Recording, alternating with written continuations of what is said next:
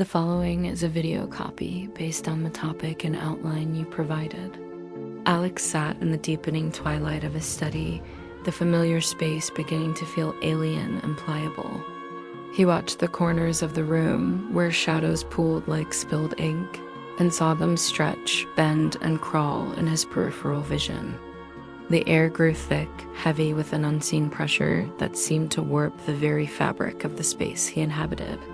He turned his gaze to the dark, reflective surface of his monitor, and for a heart-stopping second, his own reflection rippled as if on water. His features blurred, his eyes sinking into dark pools, his mouth a distorted gash. Before the image snapped back into a semblance of normalcy, the fleeting vision left him with a cold dread, a premonition that the world's solid facade was beginning to crumble around him.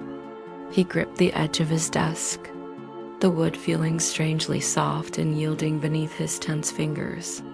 He tried to distract himself, to ground his spiraling senses in the familiar act of sketching, but as he put charcoal to paper, the room's rebellion against logic escalated.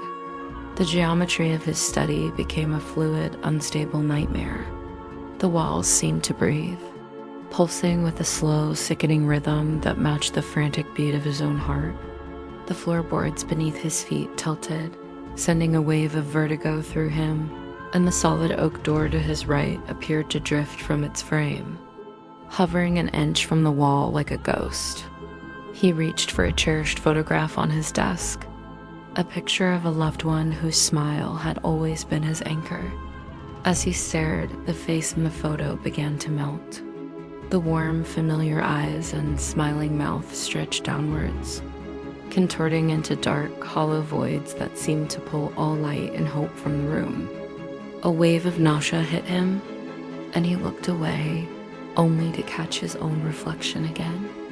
This time, his face became a blurred, featureless mask, a smooth canvas of skin with no eyes, no nose, no mouth, before snapping back with a violent jolt.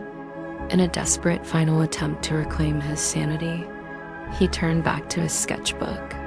If the world would not stay still, perhaps he could capture its madness on the page.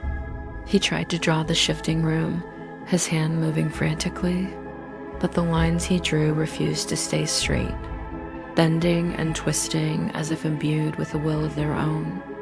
He abandoned the attempt and began to sketch the distorted faces he saw, the melting visages from the photograph and his own terrifying reflections.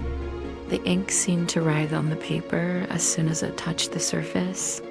It coiled and pulsed, forming screaming, agonized visages that appeared to emerge from the page, their silent shrieks echoing in the distorted space. The 2D drawings took on a horrifying three-dimensional quality, reaching out from the sketchbook as if trying to pull him in with them. The camera now moves slowly, focusing on a single, completed sketch lying on the otherwise empty desk. The drawing depicts the study, but it is perfectly normal, still and serene. Every line is straight, every angle precise, the furniture solid and unmoving in the quiet rendered light. The drawing is a perfect image of reality, a stark contrast to the chaos that had unfolded. Then the camera pans up from the paper to the room itself. The study is now empty. The chair is pushed back, the sketchbook lies open, but Alex has vanished. The lens pushes in slowly toward the plaster of the far wall. There, embedded in the very texture of the wall, is a face. It is a permanent, distorted smear, the features twisted in a silent, eternal scream. It is Alex's face, absorbed into the very structure of the room he could no longer perceive correctly. A final, horrifying testament to a mind that had lost its moorings and been consumed by its own distorted reality. This copy is designed to be read aloud for a video production.